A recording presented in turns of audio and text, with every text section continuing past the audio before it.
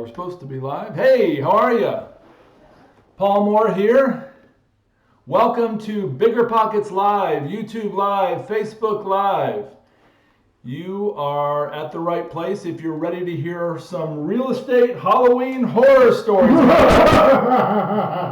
got a live audience here, and it might not be the live audience that I was hoping to have, but anyway, my friend Lorenzo is here acting ghoulish. And so we are here. This is BiggerPockets Live, YouTube Live, and Facebook Live. It is Halloween 2018, and hello, Keita Richardson. And so if you're out there, please log on and tell me where you are. Tell me your name. Would love to say hello. I'm going to do a little more finagling with my computer here. We're excited to have you on. It's BiggerPockets Live. It's real estate investor horror stories. So welcome, and let me get my chat thing open here. All right. So welcome to BiggerPockets Live. Hey, Bobby, where are you from? Great to have you on board here today. It is October 31st, 2018, and we're going to talk about real estate investing horror stories. Let's get this light fixed. All right, welcome. Hey, Nicholas. Hey, Michael. Great to have you all on board. So it's Paul Moore here. It's BiggerPockets Live, and so excited to be here with you today. So we're going to tell some real estate investing horror stories. And what I want you to do is get ready to tell your own story. If you can condense it into a few sentences, I will try to read it. I'm going to tell you some of my own real estate investing horror stories. I know a lot of stories, but I decided I'm just going to tell a few of mine because, thanks Derek, thanks Kurt, I got enough of my own to terrify even the most calm and peaceful among you this evening on Halloween evening. So again, I'm here with a live studio audience. Lorenzo's here. And we are glad you're tuning in. So join us. We're glad you're joining us here at BiggerPockets Live. Hey, Christine from Vancouver. Hey, Derek. So we're going to start with real estate investing horror stories. So story number one. This was before I was a real estate investor. I actually was renting an apartment. I was newly married. My wife and I decided we wanted to buy a house. And so we subleased it to a guy. We didn't know anything about checking credit. We didn't know anything about getting a deposit from him or anything like that. Heaven forbid, right? And we got him in there to sublease the house so we could move on to the house we were buying. And lo and behold, the next thing we know, about 4 months into the 7-month sublease, he stopped making his payments. And I went over there and knocked on the door, and he cracked the door open with one of those old chains, they used to have across the door, and I could stick my head in enough to see that the place was a wreck. Needless to say, it didn't end well. That was our first real estate investing story. I don't think we were really investors, but we were subleasing. And so I learned a lesson there. Always check credit. In fact, that's kind of reminds me of one of our multifamily properties right now. We inherited, we purchased the property from the previous owner, and they had a lot more interest in occupancy right before they sold the property than they did in quality tenants. And so we have spent the last 10 months rooting out tenants with bad credit scores, bad payment histories, the normal bad debt we would expect for a property of 125 townhome units is about $1,000.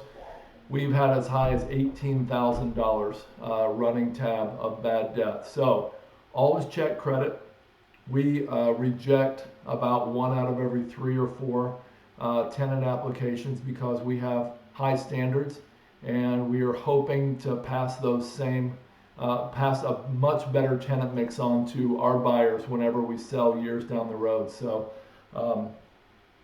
check credit, make sure your tenants have a deposit. I have another story. We used to do rent to own, and we rented a home on Ellsworth Avenue in Roanoke, Virginia. And my buddy Jack and I, rent to own is typically where you would take a down payment from somebody, a deposit, and the deposit might be anywhere from $3,000 to even $15,000. So we took a $4,000 deposit on this $129,000 house. We got the check and we gave them the keys, and they moved in the same day. Well, the check bounced. And so when we went back to them, we said, hey, your check bounced. We need to get another check from you. And they said, oh gosh, we're so sorry. And of course, they were moved in by then. And this tenant never paid us the $4,000. Every week it was like, so they started making their rent payments immediately. So it was great as a rental. They made all their payments on time and in full. We never had any hassle, but we just never got that $4,000. And so when they actually went to close on the house to purchase it, about 3 years later, they didn't have that $4,000 deposit as part of it. Of course, we collected that money at closing when they bought the house.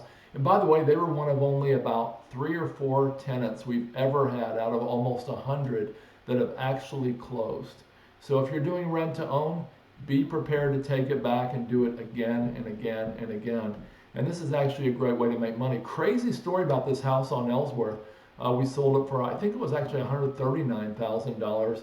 Then the recession hit, and then the people that lived there both passed away, and it went back to the bank. And my business partner Jack recently bought the same house again, not in the same shape, of course, but he bought it again for $39,000, if I'm not mistaken. So some of these deals are crazy when you're involved in real estate investing. So that is another story.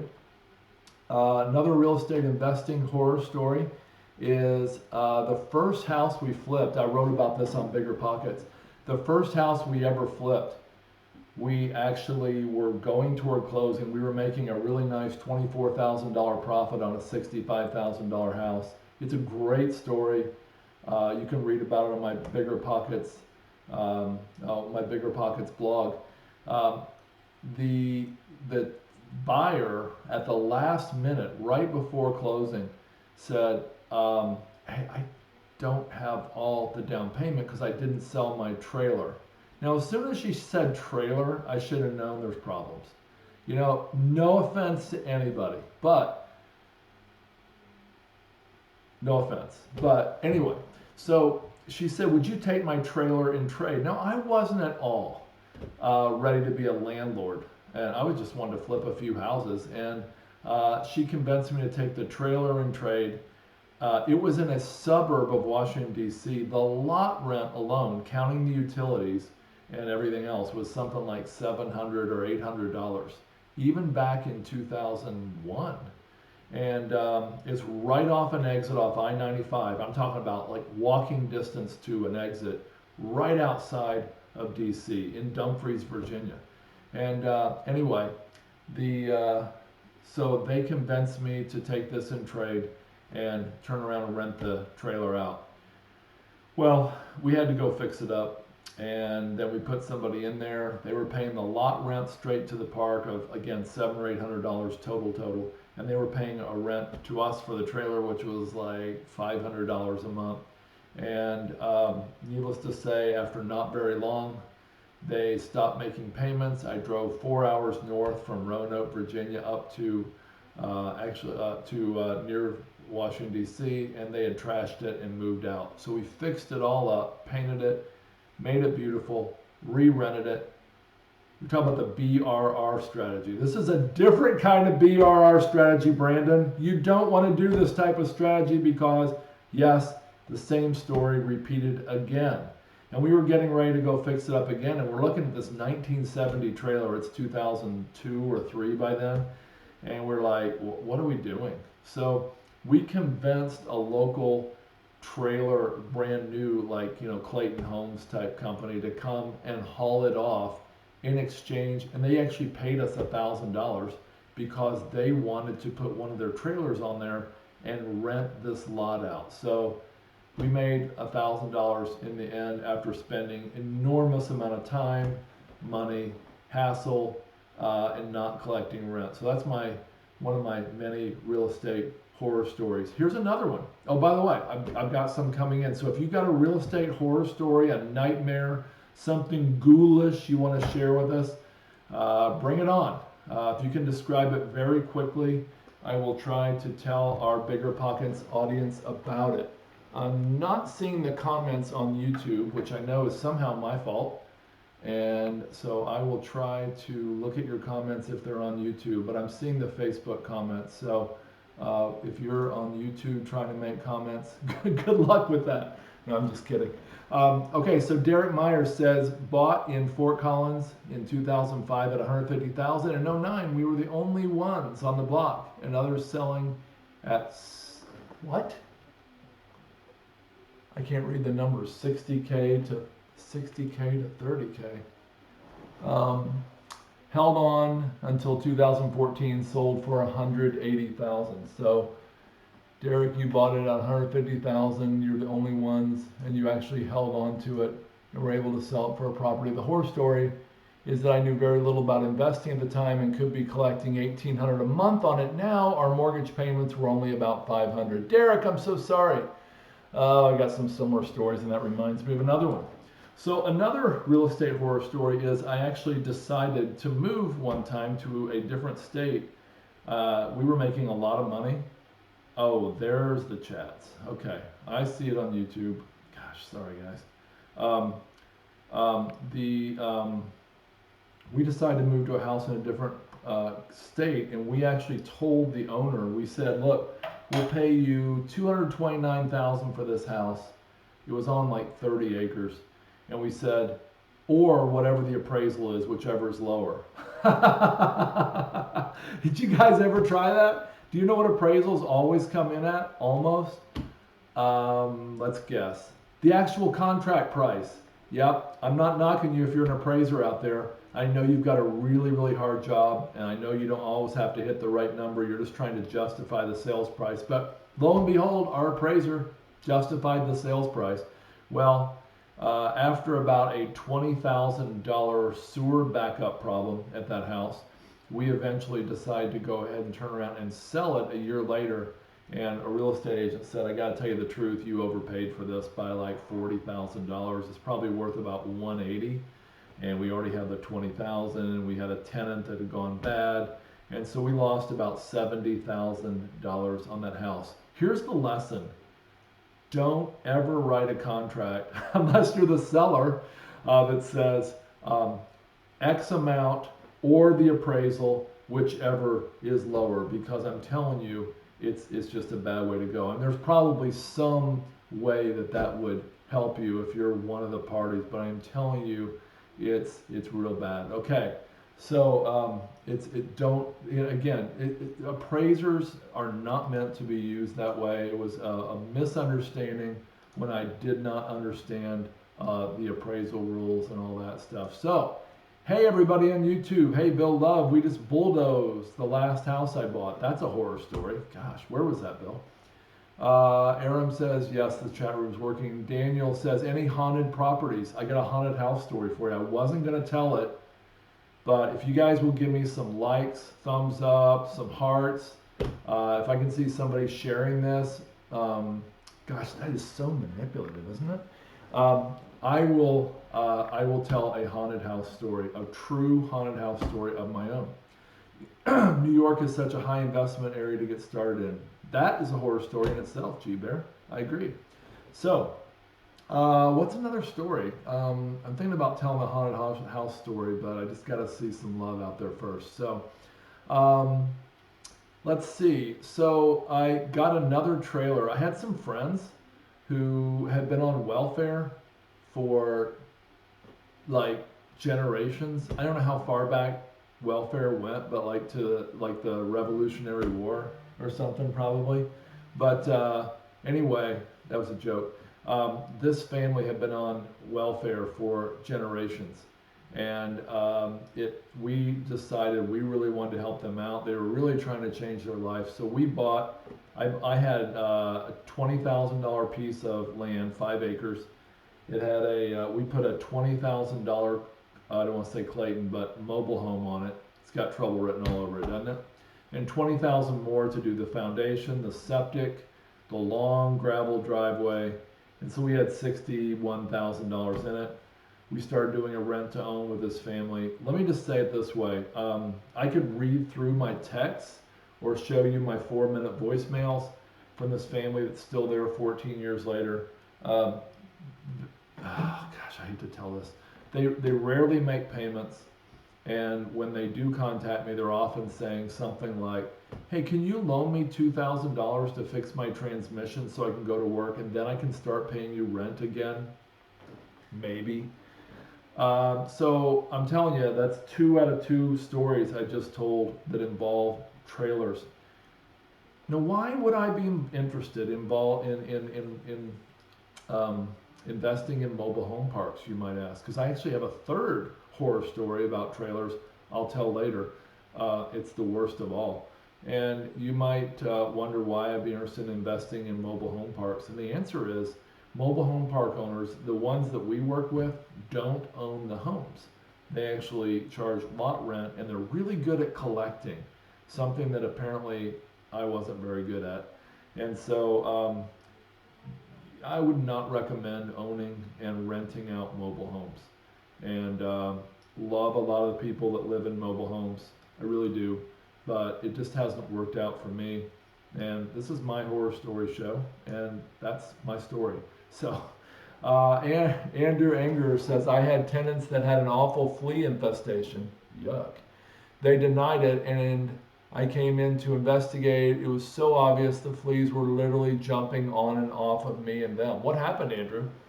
That's an awful story. Oof, that's awful. G Bear says, I'm 1.5 years going to court.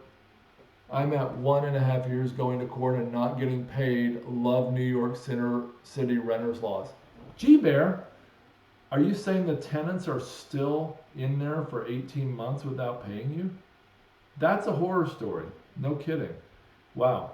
Okay, so Joey Suarez over here on the YouTube or the Facebook side says, I bought a rental property with tenants already in it, and we had to honor their lease. They ended up breaking the lease, and the smell in the house is so bad we had to gut it. Grind the concrete down. I got a story about that. Treat the concrete, and we are all still trying to get the dog urine smell out. Right now, we've literally dumped, $25,000 into it. Needless to say, I will never buy another house with a tenant in it. So, Joey, I'm curious. I agree, by the way. I get the idea. I'm curious, though, what would you do? I mean, like in commercial real estate, most people, like the cat's meow is getting an occupied property. I mean, the value is much higher if you have a tenant. You say you wouldn't buy one with a tenant in it, and I'm not blaming you at all. I see the point. If you screened the tenant and they seemed amazing and they didn't have a dog that went to the bathroom at least, that was a joke. Would you consider another tenant if you'd screened them carefully? I'm just curious. So that's a lesson right there. Screen your tenants carefully, whether they're new tenants or existing tenants when you buy the house. Kurt says, I was renting an apartment on a farm. It was the workers' quarters. I literally saw an aberration reading in my bed, walked past the bedroom door and faded as he walked by. Looked extremely sad, humble and tired, a tall, thin, elderly man. I felt no fear at the time. So, Kurt, I'm guessing you felt fear later when you thought about it? Thank you for sharing that. Another Halloween real estate horror story from one of our viewers. Thank you, Kurt. That's by Kurt Koff on the Facebook side. If you like that story, give him a thumbs up. The security deposit covered the extermination, Andrew tells me back here on the flea thing. That's good.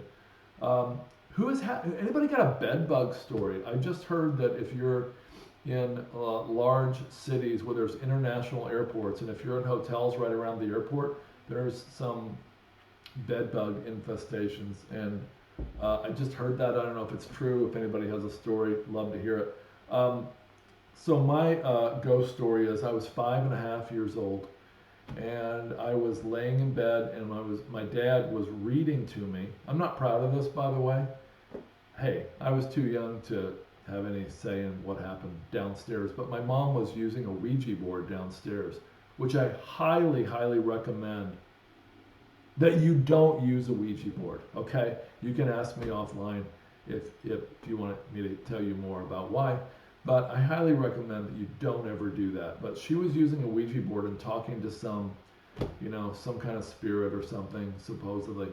And I looked past my dad as he was reading to me. He was reading Tom Sawyer and Huck Finn. And there was a lady sitting in the chair behind him, and she looked translucent, like transparent. And I said, "Hey, Dad, look at that lady."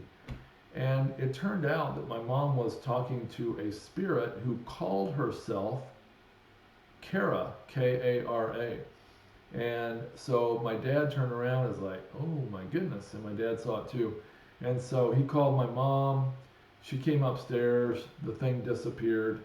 And there's a lot more to that story. But I will tell you that what happened the next day or two on that Ouija board was enough to make my mom freak out, break it in half, and burn it. And so I do not recommend Ouija boards, and I do not recommend living in haunted houses.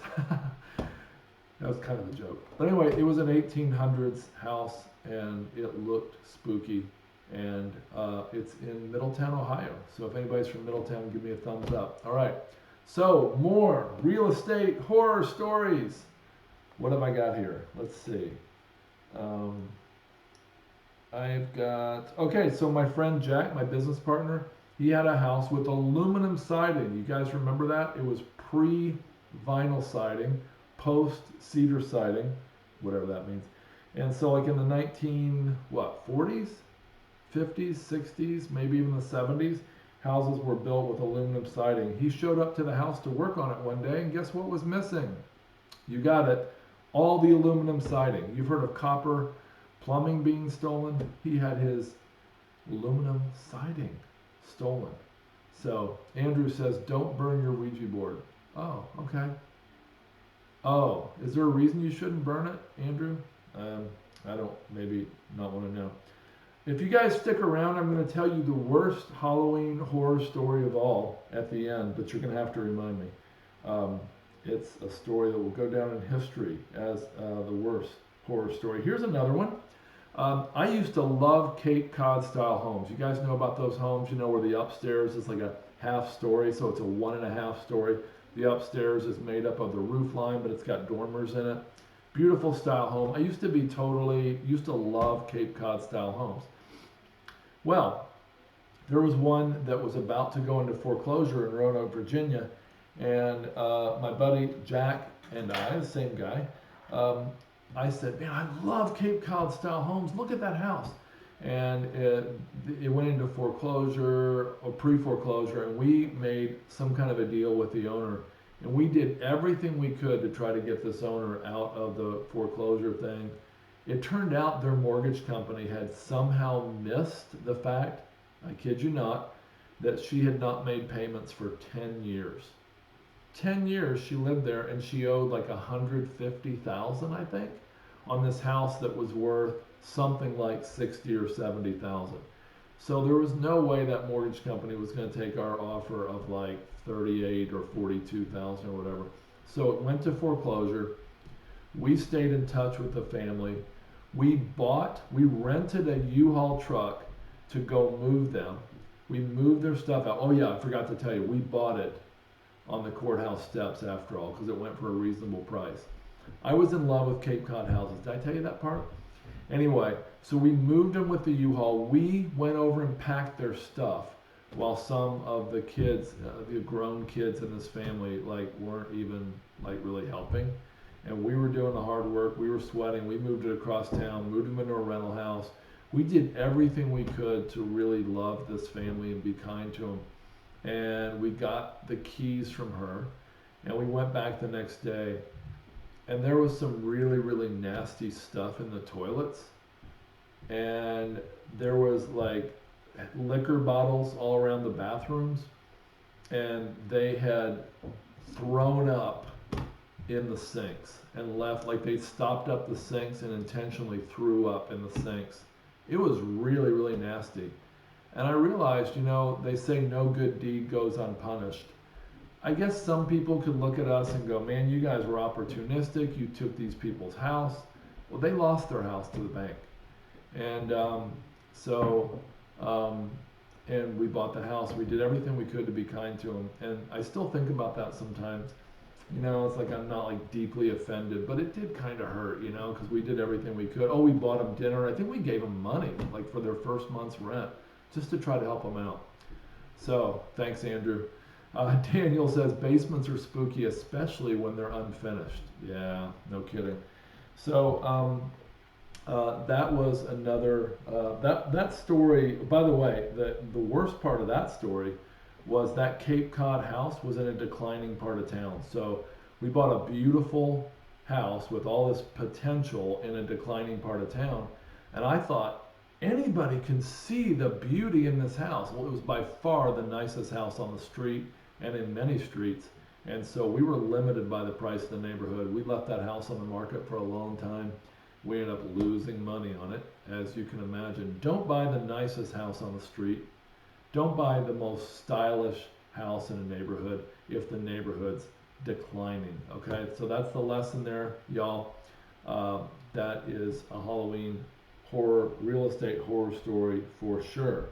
Let's see. Oh, I have another trailer story. So I bought a mobile home from a mobile home dealer, and they left it uncovered during the winter. Like, I bought it, I paid for it, but it was still sitting on their lot, and it got like all the insulation, everything had water damage, and I had to replace the insulation. It was a big mess.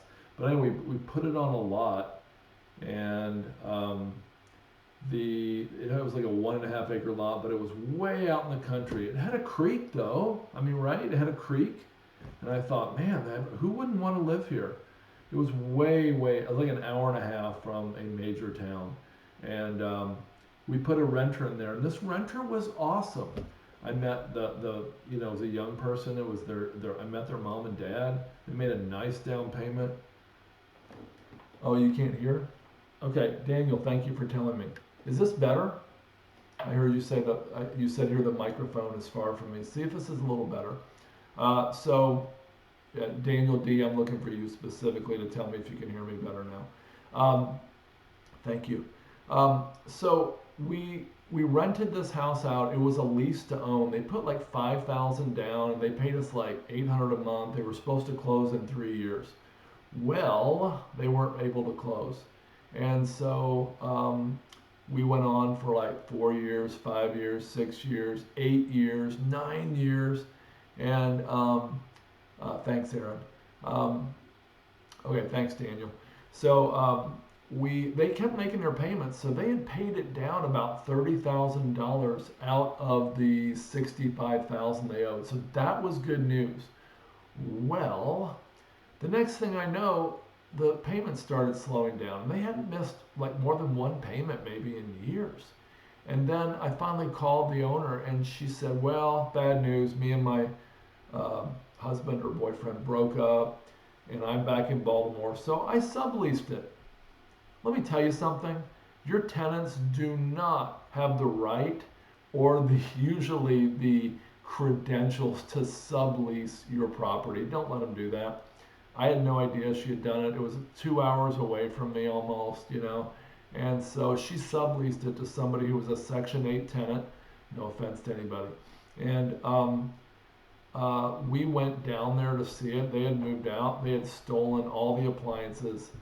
And let me tell you, this story involved a dog or dogs, a baby or babies, alcohol or alcoholics, and this place was a total mess.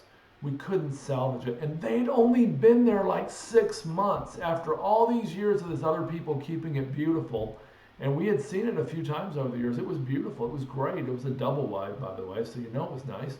And excuse me.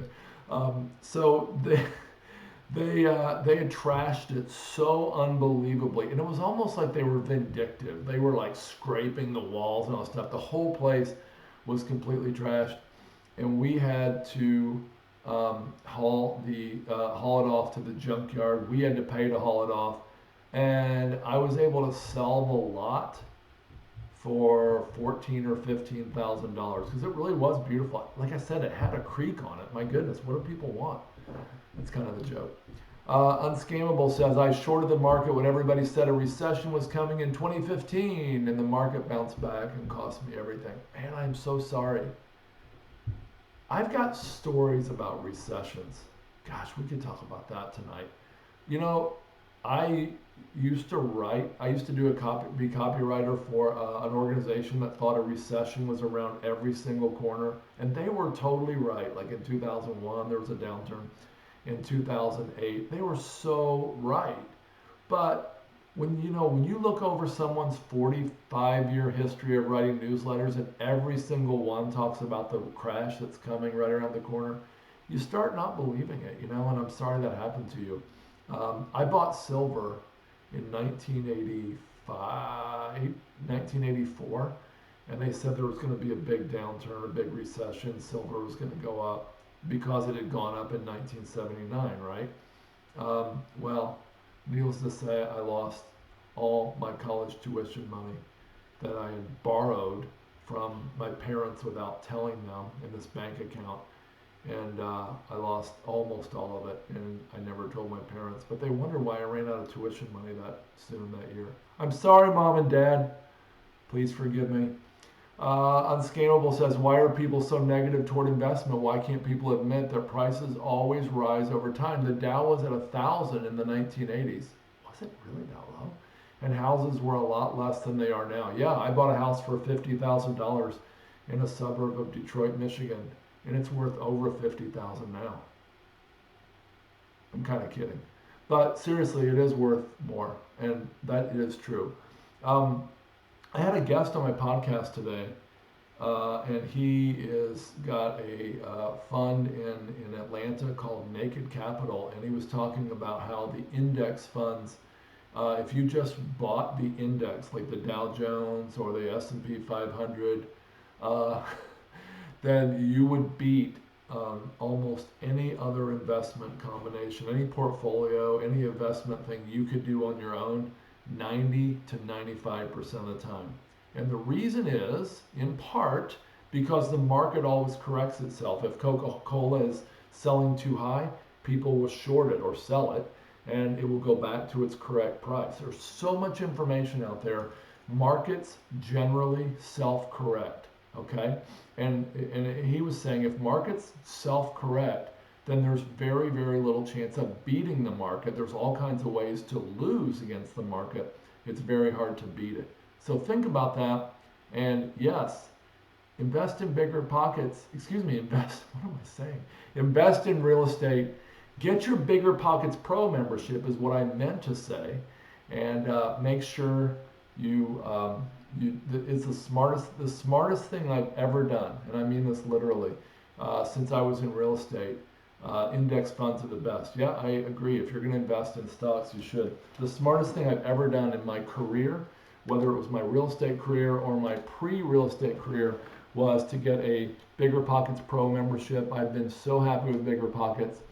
Love them. They've allowed me to connect with people from all over the country and the world. And if you haven't got a BiggerPockets Pro membership, connect with me offline and I'll give you a discount code to get your own BiggerPockets Pro membership. There's all kinds of benefits to that. So I'm going to read Andrew here.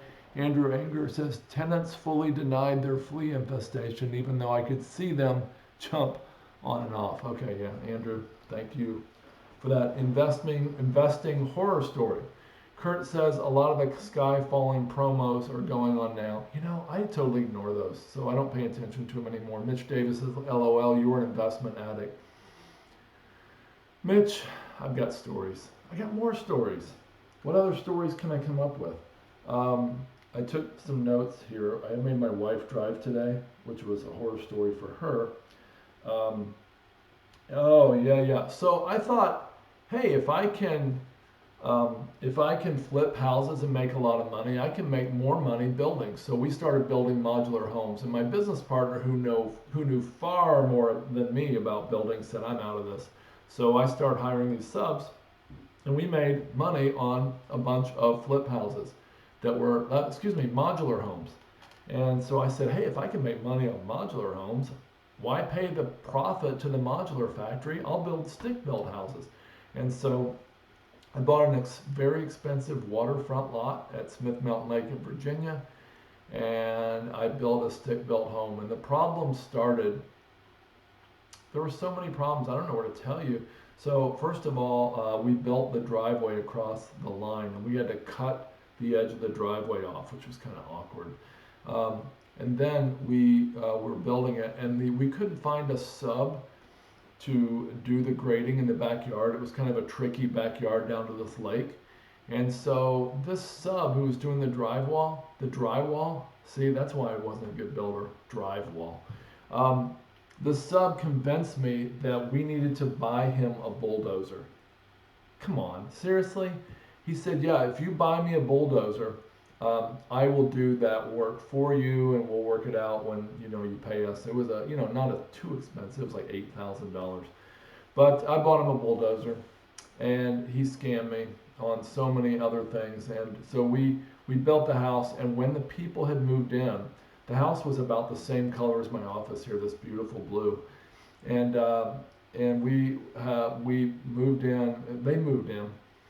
And one of my contractors went over to fix something, and he shined a bright light down the wall, and he said, hey, did you know all the drywall in the house is wrong? It wasn't sanded right, it was wavy.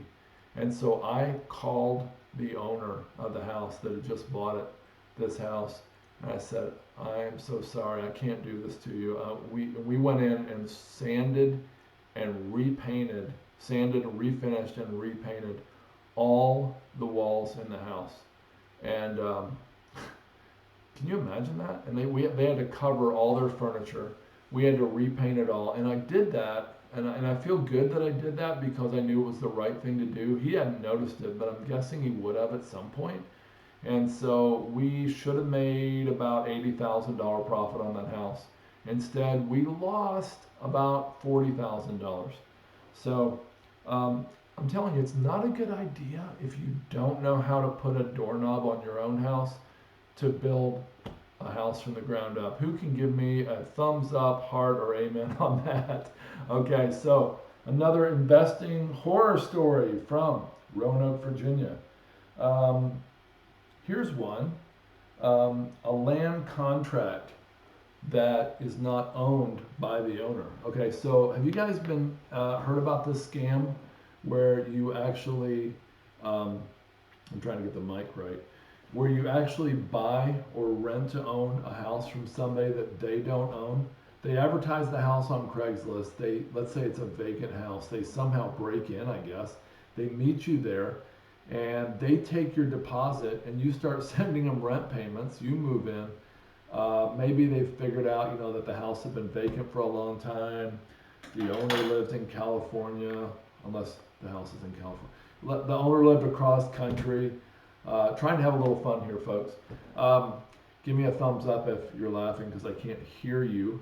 But it is Halloween. In fact, I'm on East Coast time, and it's 6:10 p.m. almost, and it's almost time for trick-or-treaters. So we're going to wind this up pretty soon, unless somebody can tell me their real estate horror story, and someone's supposed to remind me of the worst real estate horror story of all, but I'm really scared to tell it because it's just so gross and disgusting. So I'll tell it if somebody wants me to. By the way, speaking of Halloween horror stories, was I in the middle of the story? Speaking of Halloween horror stories, who knows? Who out there knows? I really want you to answer me. If there is a terrible thing in a house, like if like if there's bad mold growing in a house, you have to disclose that as the seller, okay?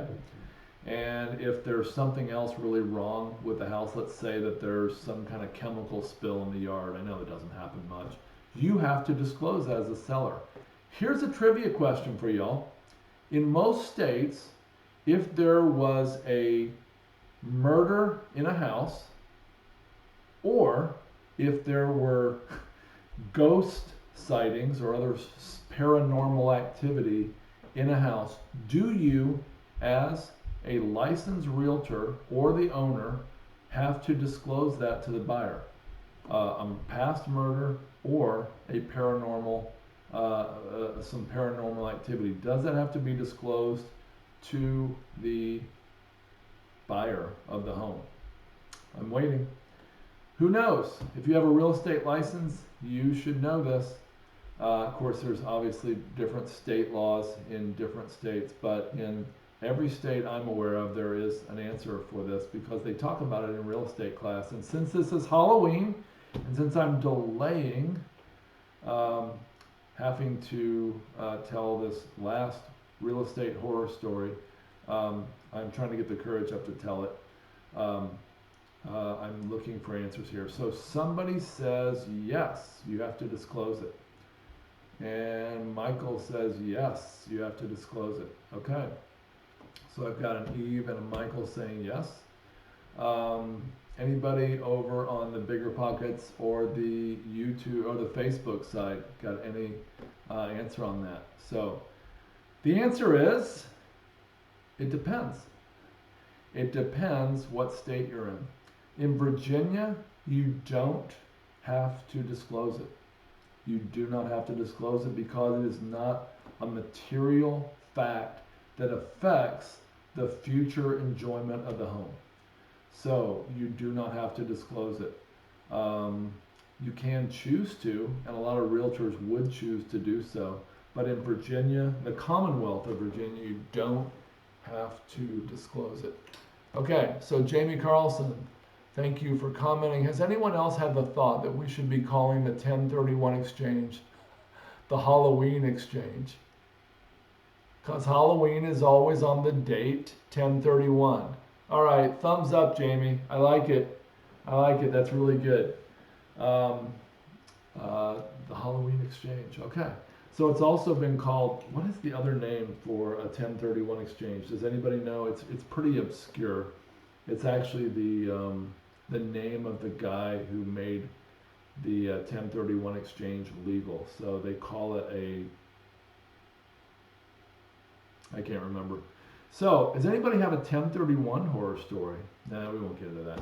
There's a lot of 1031 exchange horror stories. There's a lot of 1031 exchanges these days. Now 1031 exchange is when you sell a property, you put the money with an intermediary, you have 45 days to decide on a replacement property, and you can list up to 3, in some cases more, properties to replace that property with.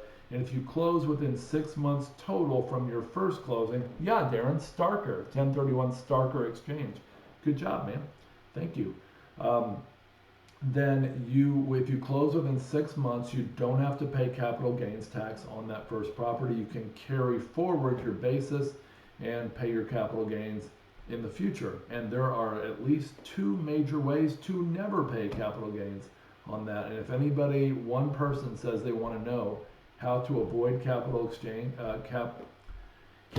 gains tax on those exchanges, if one person says they want to know, I will tell you 2 ways to avoid capital gains tax forever.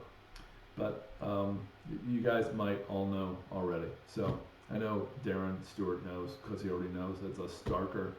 Okay, Forrest says it's also called a like-kind exchange. Hey, did you all know, that's right, Forrest, did you all know that in the Tax Reform Act passed December of 2017 by Congress, that 1031 exchange was almost completely eliminated, and they eliminated it for cars, boats, airplanes, other type of properties, trucks, but they did not eliminate it for real estate. So it's another reason to invest in real estate. Another reason I love real estate is that 1031 exchanges work.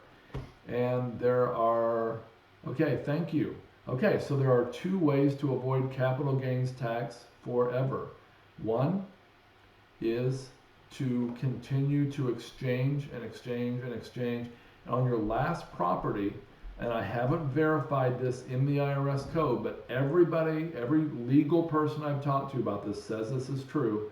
On your last property, set it up as a rental home. Let's say it's a lakefront, beautiful home in a place you'd like to retire, hint, hint.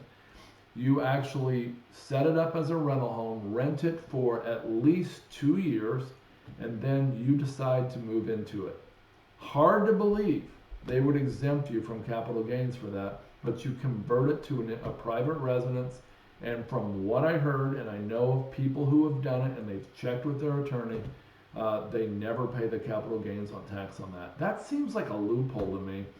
And I can't personally verify that it really works, but like I said, I've had clients and friends. A friend of mine named Larry did this last year. So I think it's doable. The second way is to die. If you die and you have a property that is in your portfolio, your heirs can get a step up in basis, okay? Now, if you sell your property, you pay all the tax, then you give them the cash that's left, not a good idea.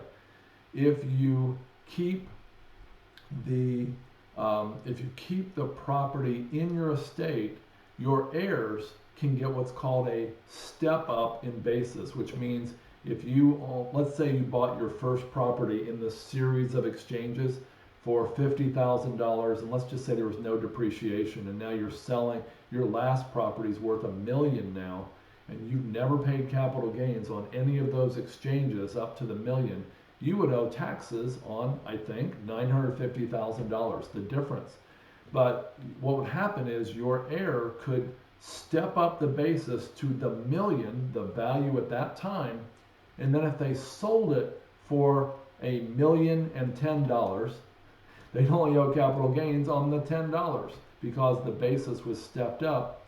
And that is a fabulous way to avoid capital gains tax.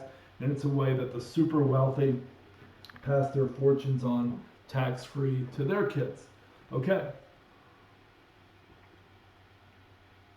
So, if anybody has another story, I'm losing my voice, and that's my excuse for not telling my last horror story. Does anybody else have their final Halloween horror story in the real estate investing realm? Nobody? Okay.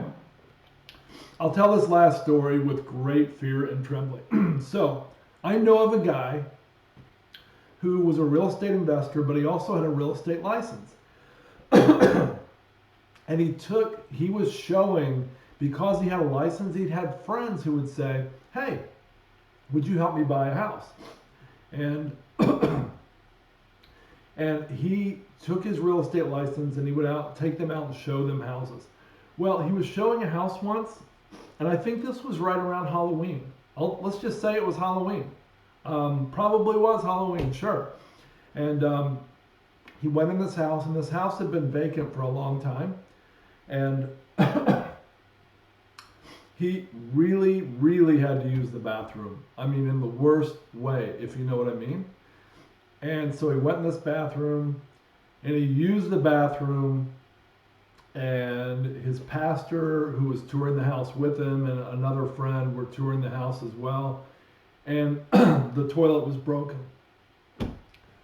And this led to all kinds of massive embarrassment.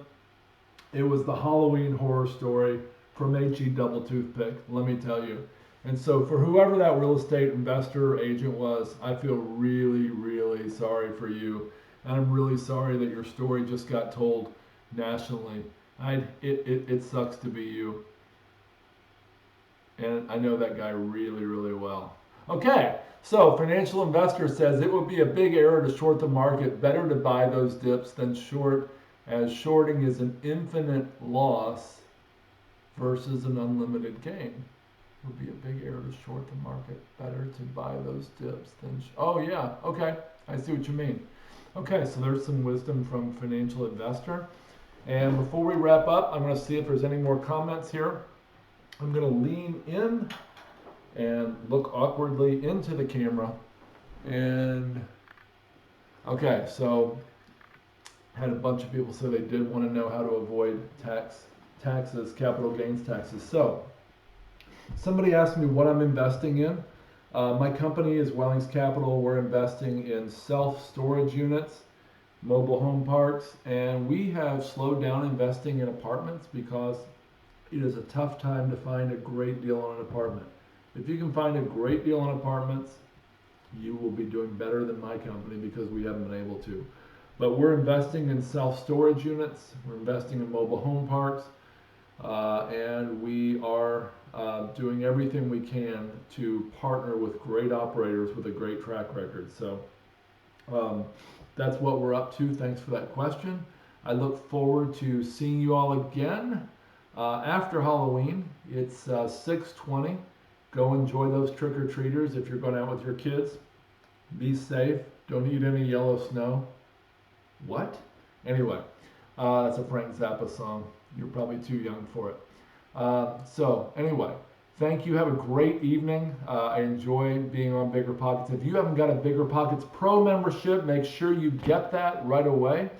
There's all kinds of benefits, including contracts for almost every state out there. All kinds of legal contracts. You can save thousands of dollars on legal bills. There's dozens of different discounts you can get, including a discount on Neighborhood Scout, which I love, and I highly recommend you getting Neighborhood Scout if you're trying to buy any type of property, apartments, storage units, single family houses. It'll help you understand your neighborhood. And BiggerPockets has a big discount on it if you get a BiggerPockets Pro membership. So get that today. Thank you. Happy Halloween. Happy Thanksgiving if I don't see you, and we'll see you here next time at BiggerPockets Live. Goodbye, everybody. I'm logging off. Trust me. I'm trying to log off. I don't know how to log off. Help, Zach. No, seriously. Goodbye, everybody.